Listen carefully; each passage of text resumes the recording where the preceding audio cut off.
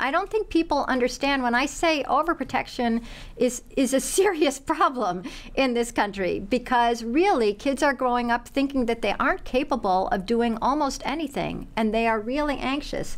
And here's the one that I wanted to remember to read you at the end. Not this one, it's this one. I was at first a little hesitant to use a sharp knife. These are 12-year-olds, or 13, as my parents had never let me before. Also, I'd recently seen a TV show where a teenager using a knife cut off his finger.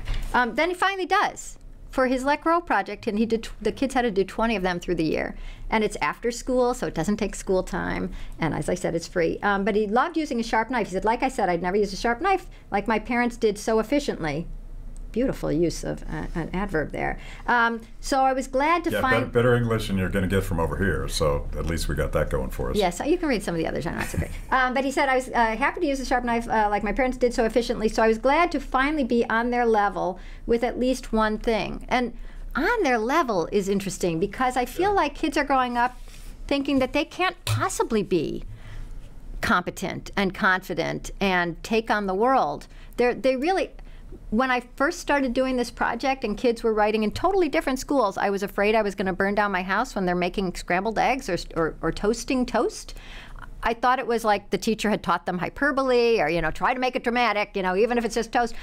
But I've seen it in too many places that haven't had any communication with each other to think that it's just them joking around. I actually think they worry because they've been told that nothing is safe enough. Yeah.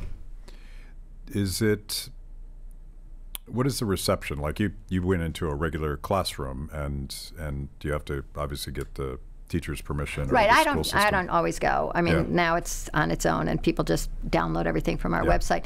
Well, teachers have been coming to us because they hear about it, and you should all come to us if you're a teacher, because they hear about it, and it seems like a really easy, efficient way to give the kids some new sense of who they are. And also the teachers are happy because it also gives the parents a little way to get back. One mom whose kid went off and got a mohawk, I want to go get my hair cut, came back looking sort of like you.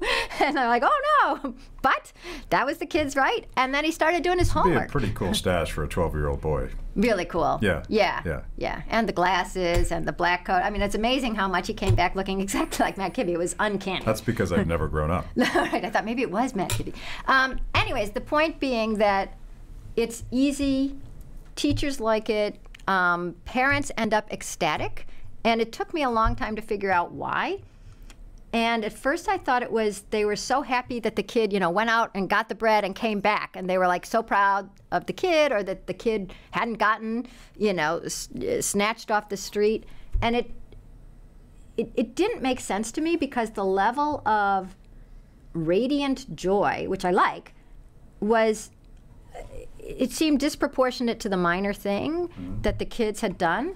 And I don't know how it finally came, but I think it's that we are, as wired as we are to worry for our kids, we are also wired to want them to blossom. And when the kid comes home and you realize, like, hey, he's going to be okay. I have a nice story about this afterwards.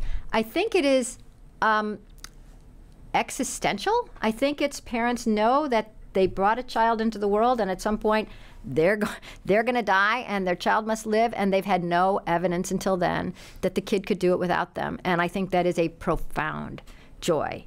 Parents are ecstatic. It's liberating for everybody. It is so liberating. Talk about liberty. It is completely liberating.